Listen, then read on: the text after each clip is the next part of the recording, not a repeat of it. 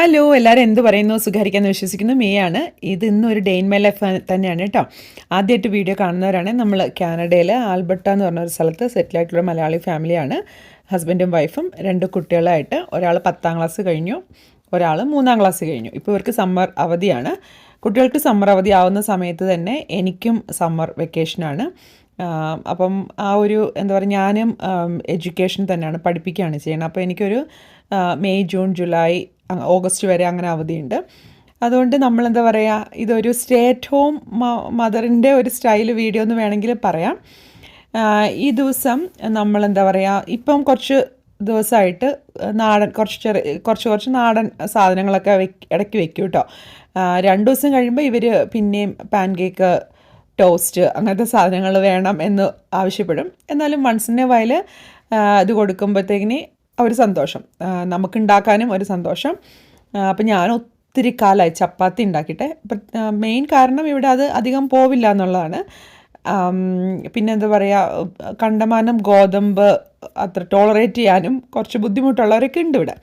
അതുകൊണ്ട് നമ്മളിടയ്ക്കാണ് പൂരിയും ചപ്പാത്തിയൊക്കെ ഉണ്ടാക്കുക. അപ്പം ഞാൻ നമ്മുടെ സാധാരണ പച്ച വെള്ളത്തിൽ ചപ്പാത്തിയുടെ മാവ് കുഴയ്ക്കാം. കുറേ നാൾ കൂടിയിട്ടേ ചപ്പാത്തി വരുത്തിയിട്ട് ഇത് ഇന്ത്യയുടെ ഭൂപടമാണോ അമേരിക്കയുടെ ഭൂപടമാണോ എന്ന് നമുക്ക് സംശയം വരുന്ന പോലെയാണ്. പക്ഷെ ആരും ചോദിക്കില്ല എന്താണ് ഇതിൻ്റെ ഷേപ്പെന്ന്. കാരണം എന്താ പറയുക, ഇവിടുത്തെ രാജാവും രാജ്ഞിയും ഒക്കെ അടുക്കളത്തെ ഞാൻ തന്നെയാണ്. ഇതാണ് ചപ്പാത്തി എന്ന് പറഞ്ഞാൽ ഇതാണ് ചപ്പാത്തി, അതാണ് അവസ്ഥ. അങ്ങനെയല്ല കേട്ടോ. എന്താ പറയുക, എനിക്ക് ചപ്പാത്തിക്ക് ഷേപ്പില്ലാത്തത് കൊണ്ട് ഭയങ്കര ഫാമിലി പ്രശ്നം ഉണ്ടായിട്ടുള്ളൊരു ഫാമിലിയൊക്കെ എനിക്ക് നന്നായിട്ട് അറിയാം കേട്ടോ. ഞാനപ്പോൾ ശരിക്കും അന്തം വിടും. അപ്പം ഞാനെപ്പോഴും പണ്ടൊക്കെ 1-2 തവണ വീഡിയോയിൽ പറഞ്ഞിട്ടുണ്ട്, ഞാനൊരിക്കൽ ഒരു ഹോസ്റ്റൽ സെറ്റപ്പിൽ കല്യാണത്തിനൊക്കെ മുമ്പ് വർക്ക് ചെയ്തുകൊണ്ടിരുന്ന സമയത്ത്. അപ്പം ഞങ്ങൾ മീൻ കറി വയ്ക്കാൻ വേണ്ടിയിട്ട് ഇഞ്ചി അരിയാണ്. അപ്പം ഞാൻ ഇഞ്ചി അങ്ങോട്ട് അരിയുക, അവർ നീളത്തിൽ അരിയുന്നു, ഞാൻ നീളത്തിലരിയുന്നു. അപ്പോൾ അതിനകത്തൊരു പെൺകുട്ടി, നമ്മുടെ പ്രായം തന്നെ, പക്ഷെ ഭയങ്കര കാർന്നോത്തി സ്റ്റൈലാണ്. എന്നെ ഇഞ്ചിയുടെ നീളം കൂടിയതിനോ കുറഞ്ഞതിനോ എന്തൊക്കെ, ഇങ്ങനെയൊന്നും അല്ല കുടുംബത്തിൽ പിറന്നവർ വീട്ടിൽ ഇങ്ങനെയൊക്കെ മീൻകറി വെച്ചിട്ട് അങ്ങനെ ചെയ്താൽ ഭയങ്കര പ്രശ്നം ഉണ്ടാവും നമ്മുടെ ഫാമിലി ലൈഫിൽ എന്നൊക്കെ പറഞ്ഞ്. അപ്പോൾ തന്നെ ഞാൻ വിചാരിച്ചു, അതെന്ത് ലോജിക്കാണ്, അതെങ്ങനെ ശരിയാവും? ഒരാളുടെ ഇഞ്ചിയുടെ സൈസ് അനുസരിച്ചാണോ അയാളുടെ ഫാമിലി ലൈഫിൻ്റെ ഇതെന്നൊക്കെ അങ്ങനെയുള്ള ഉണ്ടാവുമായിരിക്കുമല്ലോ. അവർ പേഴ്സണൽ എക്സ്പീരിയൻസ് കൊണ്ടായിരിക്കും അങ്ങനെ പറഞ്ഞത്. വളരെ കാലങ്ങൾക്ക് ശേഷം അറിയാൻ കഴിഞ്ഞു പുള്ളിക്കാരത്തി നല്ല ഇഞ്ചിയൊക്കെ കറക്റ്റ് സൈസിൽ അരിഞ്ഞ് മീൻകറി ഇതൊക്കെ വെച്ചുകൊണ്ട് സുഖമായിട്ട് ജീവിക്കുന്നു എന്ന്. ഈ ലോ ഓഫ് അട്രാക്ഷനും മാനിഫെസ്റ്റേഷനും ഒക്കെ ഭയങ്കരമായിട്ടും തള്ളി പറയുന്ന ആൾക്കാരും ഇതൊക്കെ വെറുതെയാണ് എന്ന് പറയുന്ന ഒത്തിരി സംഭവങ്ങൾ നമ്മൾ കേൾക്കാൻ കാണുകയൊക്കെ ചെയ്യുന്നുണ്ട്. അതേസമയം ലോ ഓഫ് അട്രാക്ഷനും മാനിഫെസ്റ്റേഷനൊക്കെ യൂസ് ചെയ്ത് നന്നായിട്ട് ജീവിക്കുകയും ചെയ്യുന്ന ആൾക്കാരും കാണുന്നുണ്ട്.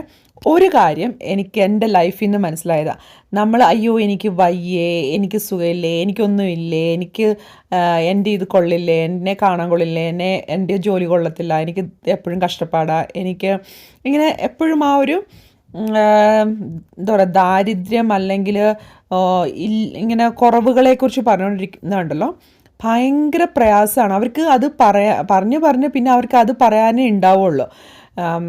ഈ വാക്കുകൾ പറയുന്നത് മാത്രമല്ല, നമ്മളങ്ങനെ പറയുമ്പോൾ നമ്മുടെ ബോഡിയും നമ്മുടെ ഇതും എല്ലാം അതുമായിട്ട് അഡാപ്റ്റ് ചെയ്യുന്നുണ്ടാവും എന്ന് ഞാൻ വിചാരിക്കുന്നു.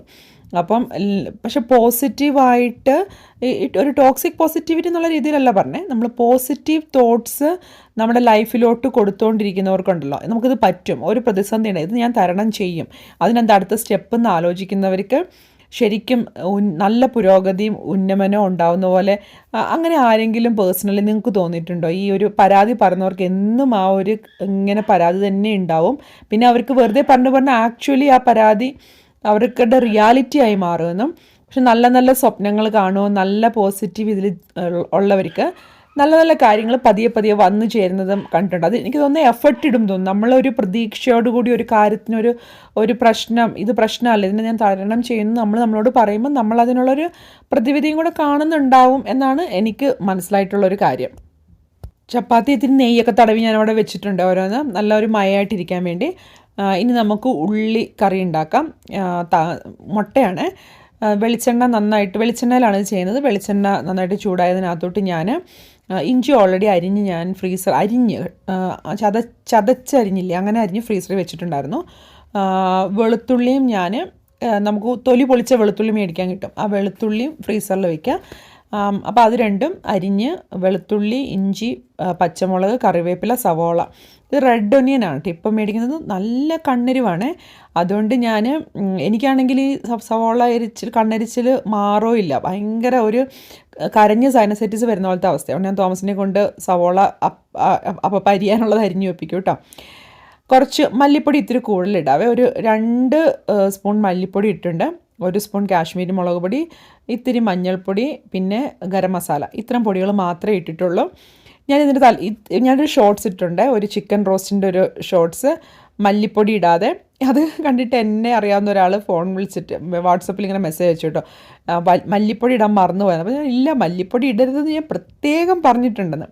മല്ലിപ്പൊടി ഇടാണ്ട് ചിക്കൻ ഒന്ന് റോസ്റ്റ് ചെയ്ത് നോക്കുക കേട്ടോ, നല്ല ടേസ്റ്റ് ഉണ്ട്. ആ ഒരു വൃത്തികെട്ട മല്ലി വഴറ്റുമ്പോൾ വേറൊരു ടേസ്റ്റാണ്.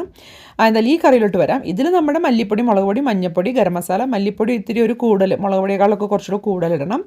അതുമൊക്കെ വഴഞ്ഞ് എണ്ണ തെളിഞ്ഞ് വന്നപ്പോൾ ഞാൻ നമ്മുടെ ഈ ഒരു തക്കാളി ഉള്ള ഒരു 2 തക്കാളി നല്ല പഴുത്താണ്, അതും കൂടെ അരിഞ്ഞിട്ടു. എനിക്കിപ്പം തക്കാളി നല്ല വഴങ്ങി ആ ഒരു ചാറിനൊരു കുറുക്കം വരാൻ വേണ്ടിയിട്ടേ ഞാനിപ്പോൾ എന്താ ചെയ്യാന്ന് വെച്ചാൽ, ഇത്തിരി വെള്ളം ഒഴിച്ചിട്ട്, നമ്മൾ കെറ്റിലൊക്കെ ചൂടാക്കി വെള്ളം വെച്ചിട്ടുണ്ടാവുമല്ലോ, അതിക്കൂട്ട് കുറച്ച് വെള്ളം ഒഴിച്ചിട്ട് ഒന്ന് മൂടി വയ്ക്കുക. അപ്പോൾ ഇനിയിപ്പോൾ ആ സവോളയും മസാലയും ഇതെല്ലാം കിടന്ന് വെന്ത് വരും. ഓൾറെഡി വഴങ്ങിയിട്ടുണ്ട്, ഇനി അത് വെന്തും കൂടെ വന്നു കഴിയുമ്പം നല്ല വെന്ത് പറ്റി എണ്ണ തെളിഞ്ഞു വരുമല്ലോ, ആ സമയത്ത് നമുക്ക് മുട്ടയിട്ടെടുക്കാം. ഇവർക്ക് കഴിക്കാൻ വേണ്ടിയല്ല, അതുകൊണ്ട് ഞാൻ ഇത്തിരി ഒരു ലേശം പഞ്ചസാര ഒന്ന് വെതറിയിട്ടുണ്ടായിരുന്നേ. മുട്ട ഞാൻ ഈ ഒരു എഗ് ബോയിലറിലാണ് വയ്ക്കുന്നത്. 7 മിനിറ്റ് ആകുമ്പോഴത്തേന് അത് ഇങ്ങനെ എൻ്റെ ഒരു റിങ് ചെയ്യുമ്പോൾ നമ്മൾ സ്വിച്ചിൽ നിന്ന് ഓഫ് ചെയ്യണം, ഓട്ടോമാറ്റിക്കായിട്ട് ഓഫായി പോവില്ല. ഞാനപ്പോൾ ആ ഒരു സമയത്തങ്ങ് ഓഫ് ചെയ്ത് ഒരു 2 സെക്കൻഡ് 2 സെക്കൻഡ് അല്ല, ഇച്ചിരി 30 സെക്കൻഡ് വൈകിയപ്പം അതിനകത്ത് ഇങ്ങനെ വെള്ളം പറ്റിയിട്ടാണ് ഇങ്ങനെ വന്നേക്കണേ. ഇത് ശരിക്കും പറഞ്ഞാൽ ഇത്തിരി സോഡ ബൈകാർബും വിനെഗറും ഒഴിച്ചൊന്ന് ഉരച്ച് കഴിയിട്ടുണ്ടെങ്കിൽ ആ ഒരു ഇരിക്കുന്ന പാടം കൂടെ പൊക്കോളും. പക്ഷെ ഞാനിങ്ങനെ തുടച്ചെടുത്തു, കാരണം ഇനിയിപ്പോൾ അത് കഴുകാനായിട്ട് എപ്പോഴെങ്കിലും ചെയ്യാമെന്ന് വിചാരിച്ചിട്ട്. നല്ലൊരു എളുപ്പപ്പണിയാണ് കേട്ടോ. നമുക്ക് ഇൻസ്റ്റപ്പോട്ടിലും കുക്കറിലും ഒക്കെ ഉണ്ടാക്കാം, പക്ഷെ അതിലും വളരെ മെസ് ഫ്രീ ആയിട്ടുള്ള ഒരു ഇതാണ്. ഇത്തിരി ഉപ്പും പഞ്ചസാരയൊക്കെ ഒന്ന് മിക്സ് ചെയ്ത് ഈ കറീനെ ഒന്ന് സെറ്റാക്കുക. അതിനകത്ത് സൈഡിൽ കൂടെ ഒക്കെ എണ്ണ തെളിഞ്ഞ് വന്നിട്ടുണ്ട് കേട്ടോ. ഈ ഒരു ആകണ സമയം കൊണ്ട് ഞാൻ മുട്ടയുടെ തോടൊക്കെ പൊളിച്ചു. മുട്ടയുടെ തോട് പൊളിക്കാനൊക്കെ ഞാൻ ചെറുതിനെ വിളിക്കുവേ. വലിയവൻ ഇപ്പോൾ പട്ടി ഉള്ളതുകൊണ്ട് പട്ടിയുടെ ചോഴ്സ്, അതായത് അവനെ രാവിലെ ഭക്ഷണം കൊടുക്കാനൊന്നുമില്ല, അങ്ങനെ ഒരു സ്കൂപ്പ് എടുത്ത് വെച്ചാൽ മതി, അത് കൊടുക്കുക. പിന്നെ നടത്താൻ കൊണ്ടുപോവുക, അവനെ ഒന്ന് മുടി ചീവുക, അങ്ങനത്തെ പരിപാടികൾ. അതായത് മാംഗോയുടെ എല്ലാ പരിപാടികളും വലിയവൻ ഏൽപ്പിച്ചൊന്നുമല്ല, അതങ്ങ് ഏറ്റെടുത്തു. പിന്നെ ഇപ്പം അവധി ആകുമ്പോഴത്തേനും ഡിഷ് വാഷർ ചെയ്യും, ചെടി നനയ്ക്കുക, അങ്ങനത്തെ കുറച്ച്. പിന്നെ എന്താ പറയുക, ഞാൻ തിരക്കാണ്, എനിക്ക് വേറെ എന്തെങ്കിലുമൊക്കെ പരിപാടി ഉണ്ടെങ്കിൽ ഒന്ന് ആകമൊക്കെ ഒന്ന് വാക്യൂം ചെയ്യുക, അങ്ങനെ കുറച്ച് ജോലികൾ അവനെ ഏൽപ്പിച്ചിട്ടുണ്ട്. ചെറിയവന് ഈ പറഞ്ഞ പോലെ മുട്ടയുടെ തൊലി പൊളിക്കുക, ഡിഷ് വാഷറിനകത്തോട്ട് സാധനങ്ങൾ വെക്കുക, അങ്ങനെയൊക്കെ ചെയ്യാമെന്ന് വിചാരിക്കാം. പക്ഷേ ചെയ്യുന്നുണ്ട്. ഒരു കാര്യമുണ്ട് കേട്ടോ, പിള്ളേരിന് ഈ ഡിഷ് വാഷറൊക്കെ ചെയ്യുമ്പോൾ ഈ പൊട്ടണ പാത്രമൊക്കെ ഉണ്ടെങ്കിൽ നമ്മുടെ ഒരു കണ്ണെത്തിയില്ലെങ്കിൽ അതൊക്കെ മേക്കൊന്ന് ഇട്ട് വെച്ച് വയ്ക്കും. കാപ്പിയും കൂടി ഉണ്ടാക്കാം രാവിലെ, ഒരു നല്ല രസമല്ലേ. ഇതിപ്പോൾ ഞാൻ എല്ലാ ദിവസവും വീഡിയോസിൽ കാണിക്കേണ്ടെന്ന് തോന്നുന്നു. നമ്മുടെ ഈ ഒരു എന്താ പറയുക, ഫ്രോത്തറിൽ ഫ്രോത്ത് ചെയ്തിട്ടാണ് ഞാൻ എങ്ങനെ കാപ്പി ഉണ്ടാക്കുകയെന്ന് വെച്ചാൽ, വെള്ളം തിളപ്പിക്കും, തിളച്ച വെള്ളം നമ്മുടെ ഫിൽറ്റർ കോഫി അല്ലല്ലോ, ഇൻസ്റ്റൻറ്റ് കോഫി പൗഡറിലിടും, പഞ്ചസാര ഇടുന്നവർക്ക് പഞ്ചസാര ഇടും, എന്നിട്ട് ഈ ഫ്രോത്ത് ചെയ്ത് മിൽക്ക് കോൾഡും ഹോട്ടും ഫ്രോത്ത് ചെയ്യാം. ഹോട്ട് ഫ്രോത്ത് നല്ല ചൂടായി ഫ്രോത്തായി വരും, അത് കാപ്പിക്കകത്തോട്ട് ഒഴിച്ച് കഴിഞ്ഞാൽ നല്ല ഒരു പ്രത്യേകതരം ടേസ്റ്റുള്ള ഒരു കാപ്പി. ഭക്ഷണമൊക്കെ കഴിഞ്ഞു. ഇനിയിപ്പം ഞാൻ പിന്നെ പോയിട്ട് ഡ്രസ്സൊക്കെ മാറി റെഡിയായി. റെഡി എന്ന് പറഞ്ഞാൽ പ്രത്യേകിച്ചൊന്നുമില്ല, ആ ഒരു ഡേക്ക് വേണ്ടിയുള്ള റെഡിയാണ്. നമ്മളെന്തായാലും പുറത്ത് ഈ പട്ടീനും കൊണ്ട് ഇറങ്ങും, അല്ലെങ്കിൽ ഇതൊക്കെയുമ്പോൾ അപ്പുറത്തും ഇപ്പുറത്തും ഒക്കെ ആൾക്കാരിപ്പം സമ്മറല്ലേ ഉണ്ടാവും. അപ്പം അത്യാവശ്യം ഒന്ന് മിനിങ്ങി ഇറങ്ങാമെന്ന് വിചാരിക്കുന്നു. നമ്മൾ രാവിലത്തെ അടുക്കളപ്പണിയും കാര്യങ്ങളൊക്കെ കഴിഞ്ഞിട്ട് തുണി അലക്കാനിടാനുള്ളതൊക്കെ ഇട്ടു. എല്ലാ ദിവസവും ചെയ്യുന്ന കുറച്ച് പരിപാടികളുണ്ട്. ഞാനൊരു Q&A കോൾ ചെയ്തിട്ടുണ്ട്. നമ്മുടെ കമ്മ്യൂണിറ്റി പോസ്റ്റിൽ ഒരു പോസ്റ്റ് ഉണ്ട്. അതിലൊരു ചോദ്യം വന്നതാണ്, എങ്ങനെയാണ് ഒരു വർക്കിംഗ് മം എന്നുള്ള രീതിയിൽ എല്ലാം മാനേജ് ചെയ്യുന്നത്. ഞാനത് ഒരു സിറ്റ് ഡൗൺ വീഡിയോ, ആ ഒരു ക്വസ്റ്റ്യൻ മാത്രം ഒരു സിറ്റ് ഡൗൺ വീഡിയോ ആയിട്ട് ചെയ്യാമെന്ന് വിചാരിക്കട്ടെ. എനിക്കൊരിക്കലും തോന്നിയിട്ടില്ല ഇത് ഒരു ഭയങ്കര ബേർഡനാണ്. എനിക്ക് തോന്നുന്ന കുറേ സിസ്റ്റംസ് എൻ്റെ കയ്യിലുണ്ട്. അപ്പോൾ എന്തായാലും ഞാനത് ഒരു വീഡിയോ ആയിട്ട് ഷെയർ ചെയ്യാമെന്ന് വിചാരിച്ചു. വോയിസ് ഇങ്ങനെ നമ്മൾ ഡേ ഇൻ മൈ ലൈഫിൽ പറയുമ്പോൾ ചിലപ്പം അതിനകത്ത് അങ്ങോട്ട് മുങ്ങിപ്പോകും. ഈ ഒരു ദിവസം ഉണ്ടല്ലോ, ഞാൻ എൻ്റെ വൈറ്റും ഓഫ് വൈറ്റ് അല്ലെങ്കിൽ ഭയങ്കര ഡെലിക്കേറ്റ് ആയിട്ടുള്ള തുണികളെല്ലാം ഒന്ന് കഴുകിയെടുത്തിട്ടുണ്ട്. അപ്പോൾ ഇതിനകത്ത് $200 ബ്ലൗസ് തൊട്ട് $10 ബ്ലൗസ് വരെ ഉണ്ട്, എല്ലാം ഉണ്ട്. ഈ ഒരു ക്യാബി ക്ലോത്ത് ഉണ്ട്, ക്യാബി എന്ന് പറയുന്ന ആ ഒരു ബ്രാൻഡിൻ്റെ. ഇത് ഒരു നല്ല അത്യാവശ്യം കോസ്റ്റ്ലി ആയിട്ടുള്ള ഒരു ബ്ലൗസുകളാണ്. നമുക്ക് വർക്കിലിടാൻ വേണ്ടിയിട്ട് ഇപ്പം നമ്മൾ പണിയെടുക്കുകയല്ലേ, അപ്പം നമുക്ക് ഇച്ചിരി സ്പ്ലർജ് ചെയ്യണം തോന്നുന്നത് ചെയ്യാം. ഞാൻ സാധാരണ ക്യാബിയുടെ ഒരു 5-8 ഐറ്റംസ് എൻ്റെ കയ്യിലുണ്ട്. പിന്നെ ഞാൻ എപ്പോഴും നമുക്ക് എപ്പോഴും വാങ്ങാൻ പറ്റുന്ന നല്ല ചെറിയ വിലയിൽ വാങ്ങാൻ പറ്റുന്ന സ്ഥലം എന്ന് പറഞ്ഞാൽ റിക്കീസ്, ക്ലിയോ, റീഡ്മാൻ, ബനാന റിപ്പബ്ലിക്, ഇങ്ങനത്തെ കടകളിൽ നല്ല ബ്ലൗസ്. ഞാൻ പറയുന്നത് വർക്ക് വെയർസിൻ്റെ കാര്യം കേട്ടോ പറയുന്നത്. കാൽവിൻ ക്ലീൻ്റെ 1-2 ഇതുകൾ, ഇതൊക്കെ നമ്മൾ വലിയ ബ്രാൻഡല്ലേ അങ്ങനെ തോന്നും. പക്ഷേ ഇതിനൊക്കെ ഇത് വരും കേട്ടോ, എന്താണ് പറഞ്ഞ പേര്, സെയിൽ വരുമ്പോഴാണ് ഞാൻ മേടിക്കുക. അപ്പോൾ ഒരു 50% സെയിലൊക്കെ ഉണ്ടെങ്കിൽ ഒരു $50 സാധനം $25 നമുക്ക് കിട്ടില്ലേ. പിന്നെ ഇത് നമ്മൾ ഒരിക്കൽ മേടിച്ചാൽ അത് എത്ര 10 വർഷം, ഈവൻ ഞാൻ അയർലൻഡിൽ പോയപ്പോൾ ആ ഒരു സമയം തൊട്ടേ ഉള്ളതുണ്ട്. പക്ഷേ ലാസ്റ്റ് 10 വർഷം, ഒരു 15 വർഷം കൊണ്ട്, 15 വർഷം മുമ്പുള്ളതൊന്നും എനിക്കിപ്പോൾ പാകാവില്ല. കാരണം അന്ന് ഞാൻ 40 കിലോമീറ്റർ ഉണ്ടായിരുന്നുള്ളൂ, ഒരു 10-16 വർഷം മുമ്പ്. പക്ഷേ ഒരു ഇമ്മാനുവലിനെ പ്രഗ്നൻ്റ് ആയി ആ ഒരു സമയം തൊട്ടുള്ള എൻ്റെ നല്ല വർക്ക് ബ്ലൗസുകളൊക്കെ ഉണ്ടല്ലോ, നല്ല സൂപ്പറായിട്ടിരിക്കുന്നുണ്ട്. വാഷിംഗ് മെഷീനിൽ ഡെലിക്കേറ്റ് ഓപ്ഷൻ ഉണ്ടല്ലോ, അതിലാണ് അലക്കുക. എന്നിട്ട് നമ്മൾ വാഷിംഗ് മെഷീനിൽ നിന്ന് ഇതായി കഴിയുമ്പോഴത്തേന് റിൻസായി സ്പിന്നൊക്കെ ആയി വന്നു കഴിയുമ്പം ഇങ്ങനത്തെ ബ്ലൗസുകൾ മാത്രം, അതായത് നല്ല വിലയുള്ളതും അല്ലെങ്കിൽ വൈറ്റ് വർക്കിലിടുന്നത് അങ്ങനത്തേത് ഞാൻ ഹാങ് ചെയ്ത് ഉണക്കിയെടുക്കുക ചെയ്യാം. അപ്പം അത് ഒക്കെ എടുത്തു വെച്ചു. കുറച്ച് കഴിഞ്ഞ് ഒരു ഉച്ചയോടടുത്ത് അതിന് മുമ്പ് നമ്മളൊന്ന് നടക്കാൻ പോകാമെന്ന് വെച്ചു കേട്ടോ, പുറത്തൊന്ന് ഇറങ്ങണം. ഞാൻ എല്ലാ വീഡിയോസിലും ഇപ്പോൾ പറയുന്നുണ്ട്, കുട്ടികൾ കണ്ണ് തുറന്ന് വരുമ്പം തന്നെ എപ്പോഴെനിക്ക് മൊബൈൽ കിട്ടുക, എപ്പോഴെനിക്ക് ഐപാഡ് കിട്ടുക എന്നുള്ള ഒരു ചിന്തയിലാണ് ഇങ്ങോട്ട് വരുന്നത് തന്നെ. അപ്പം വീട്ടിൽ നമുക്ക് അവരെ എൻഗേജ് ചെയ്യിക്കുന്നതിന് ഒരു പരിധിയുണ്ട് കേട്ടോ. അത് കുഞ്ഞു കുട്ടികളാണെങ്കിൽ കുഴപ്പമില്ല, കുഞ്ഞുങ്ങൾ ഒരു 5 വയസ്സ് 6 വയസ്സ് വരെ ഒന്നും കുഴപ്പമില്ല, എന്തെങ്കിലുമൊക്കെ നമുക്ക് കളിച്ചും അതും ഇതുമൊക്കെ ചെയ്തുകൊണ്ടിരിക്കുക. ആ ഒരു ഇത് കഴിഞ്ഞാൽ പിന്നെ എന്താ ചെയ്യുക. ഞാനാണെങ്കിൽ ഭയങ്കര ഒരു ക്രിയേറ്റീവായിട്ടുള്ള പ്ലേഫുള്ളായിട്ടുള്ള ഒരു മദറും അല്ല, ഞാൻ കുറച്ചൊരു ഈ ബോയ്സ് മം സ്റ്റൈൽ തന്നെയാണ്. അപ്പോൾ എനിക്ക് പറ്റുന്ന ഒരു കാര്യം, ഇവരെയും കൊണ്ട് രാവിലെ ഉച്ചയ്ക്കും വൈകിട്ടും ഒക്കെ എവിടെയെങ്കിലുമൊക്കെ കാണാൻ പോകും. വണ്ടി ഓടിക്കാൻ നമുക്ക് പറ്റുന്നത് കൊണ്ടുള്ള ഒരു ഗുണം എന്ന് പറഞ്ഞാൽ ഇങ്ങനെ കൊണ്ടുപോകാമെന്നുള്ളതാണ്. പിന്നെ നമ്മൾ ഉച്ചയ്ക്ക് ഞങ്ങൾ പുറത്തുനിന്നാണ് കേട്ടോ കഴിച്ചത്. ഉച്ചയ്ക്ക് മുമ്പ് ഇങ്ങോട്ട് എത്താൻ പറ്റിയില്ല, അപ്പോൾ നമ്മൾ പുറത്തുനിന്ന് കഴിച്ചു. പിന്നെ തിരിച്ചു വന്ന് ഞാൻ എൻ്റെ കുറച്ച് വീഡിയോയുടെ പരിപാടികളും ഇവന്മാർ ഉറപ്പായിട്ട് ഉച്ച കഴിഞ്ഞ് ഒരു 2 തൊട്ട് 3 മണി വരെ 3:30 വരെയൊക്കെ മൊബൈലിരിപ്പാണ്. പിന്നെ സ്വിമ്മിങ്ങിന് പോകണം, അപ്പോൾ അതിനുള്ള റെഡിയാകലും കാര്യങ്ങളൊക്കെ 3 മണിയൊക്കെ ആകുമ്പോഴത്തേനും അങ്ങനെ പോയി. സ്വിമ്മിങ് കഴിഞ്ഞ് തിരിച്ചു വന്നപ്പോഴത്തേക്കിന് ഞാൻ പെട്ടെന്ന് ഇത്തിരി ഉണ്ടെന്നല്ലേ പറയാം, കൊഴുക്കട്ട പുഴുങ്ങാന്ന് വെച്ച്. ഇത് എന്താ പറയുക, വല്ലപ്പോഴൊക്കെ ഉണ്ടാക്കുമ്പോഴത്തേനും അതിൻ്റെ ഒരു ഇതിൽ കഴിക്കും. പിന്നെ നമ്മൾ സ്നാക്ക് ഉണ്ടല്ലോ, സ്കൂൾ ഡേയ്സിൽ സ്നാക്ക് ഉണ്ടാക്കില്ല. കാരണം എന്ന് വെച്ചാൽ ഇവരുടെ ഡിന്നർ ഏർലിയാണ് സ്കൂൾ ഡേയ്സിൽ, കാരണം ഇവർക്ക് എന്തെങ്കിലുമൊക്കെ ആക്ടിവിറ്റീസ് ഉണ്ടാവും. അപ്പം ഒരു സ്കൂളിൽ നിന്ന് വന്നു കഴിഞ്ഞാൽ ഡിന്നർ കഴിക്കും, പിന്നെ കിടക്കണതിന് മുമ്പ് ഒരു സ്നാക്ക് പോലെ എന്തെങ്കിലും, അവിടെയാണ് സ്നാക്ക്. പക്ഷേ ഇങ്ങനത്തെ മധുര സ്നാക്കല്ല, മിക്കവാറും നെയ്യിട്ടിച്ച ദോശയോ അല്ലെങ്കിൽ ചീസ് അങ്ങനത്തെ എന്തെങ്കിലുമൊക്കെ സാധനങ്ങളായിരിക്കും കഴിക്കുക. അതുകൊണ്ട് തന്നെ നമ്മൾ അവധിയുള്ളപ്പം മതി നമുക്ക് സ്നാക്ക് ഉണ്ടാക്കൽ. അപ്പോൾ എൻ്റെ ഏറ്റവും ലൈഫിലെ വലിയൊരു ഭാഗ്യം എന്ന് പറഞ്ഞാൽ ടീച്ചിങ്ങിലായതാണ്. കാരണം പിള്ളേർക്ക് അവധിയുള്ളപ്പോഴെല്ലാം എനിക്കും അവധിയാണ്. അപ്പോൾ ഞാൻ കുറച്ച് എളുപ്പത്തിലുള്ളതാണ്. കോഴിക്കോട്ടെ നമ്മുടെ ഈ ഒരു പത്തിരിപ്പൊടി ഉണ്ടല്ലോ, ആ പത്തിരിപ്പൊടിയിൽ തിളച്ച വെള്ളവും ഉപ്പും ഇത്തിരി നെയ്യും ഇട്ടിട്ട് അവിടെ വെച്ചിരുന്നു. അത് ഞാൻ കുറച്ച് ചെടികളൊക്കെ ഒന്ന് നോക്കാൻ പോയതാണ്. ഇതാണ് ഇന്നലെ എനിക്ക് തോമസ് വെച്ച് തന്ന ചെടി.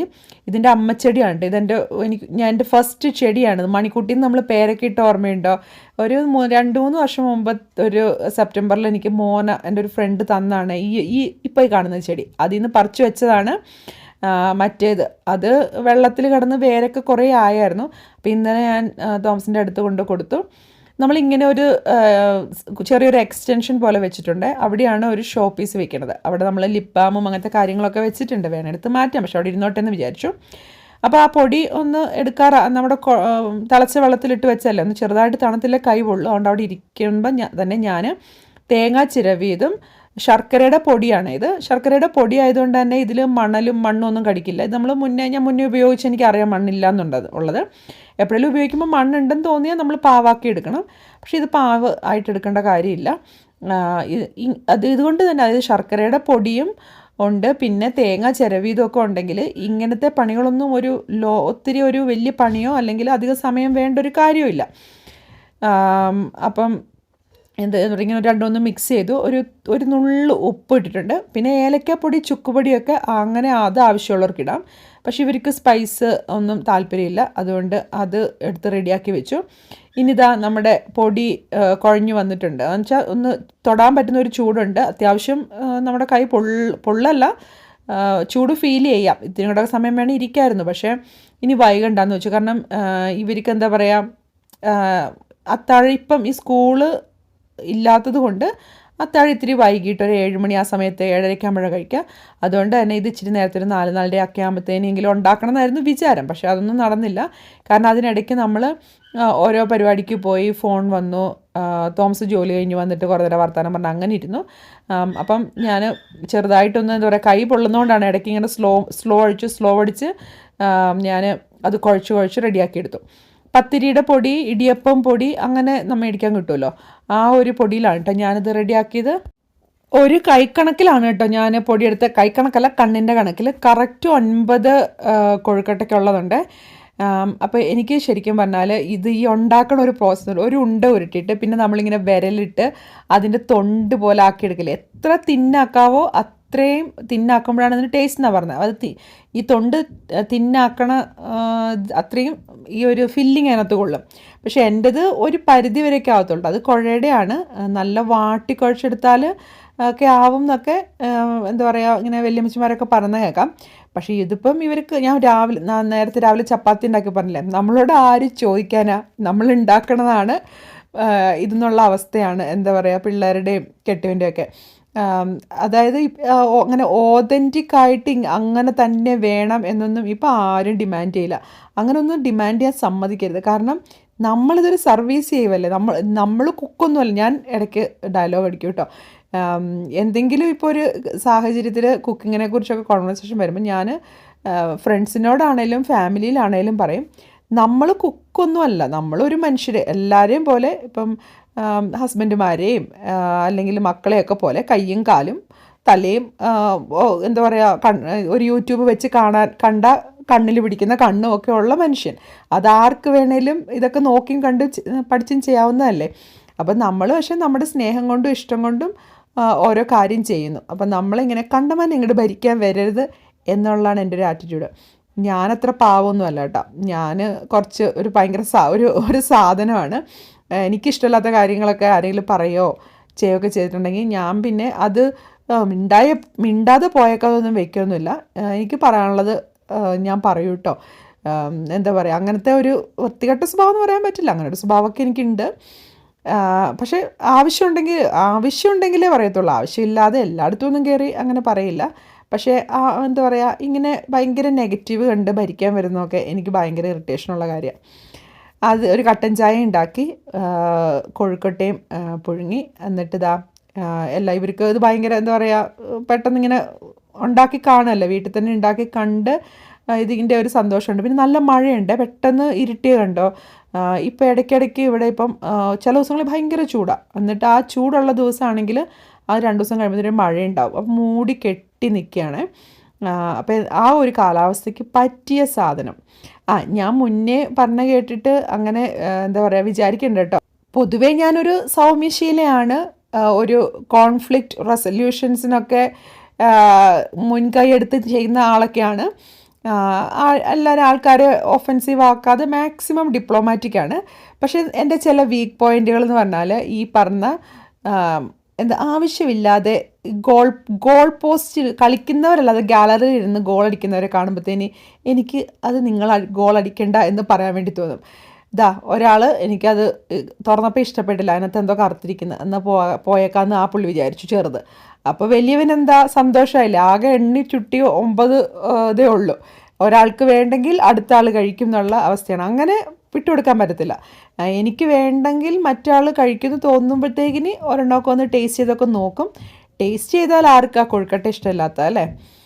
അപ്പോൾ ഇന്നത്തെ വീഡിയോ ഇനി ഒത്തിരി ലെങ്തി ആവണ്ടെന്ന് വെച്ച് നമ്മൾ പതുക്കെ വീഡിയോയുടെ വൈൻഡപ്പ് ചെയ്യണേ. ഞാനൊരു Q&A പോസ്റ്റ് ചെയ്തിട്ടുണ്ട്. എന്തെങ്കിലും നമ്മൾ മുന്നേ ഒത്തിരി Q&A ചെയ്തിട്ടുണ്ടാവും. എല്ലാവർക്കും പേഴ്സണലായിട്ടുള്ള കുറേ കാര്യങ്ങളൊക്കെ അറിയാം. അതുകൊണ്ട് ഭയങ്കരമായിട്ടും ക്വസ്റ്റ്യൻസ് ഒന്നും ഉണ്ടാവില്ല. പക്ഷേ ഒരു 3 സിറ്റ് ഡൗൺ വീഡിയോ ആയിട്ട് ചെയ്യാമെന്നാണ് വിചാരിക്കുന്നത്. അതിൽ മേജറായിട്ടുള്ള 3 ടോപ്പിക്സ് പോലെ. അപ്പോൾ എന്തായാലും അടുത്ത വീഡിയോ ആയിട്ട് ഉടനെ വരും വരെ ബൈ ബൈ, ടേക്ക് കെയർ.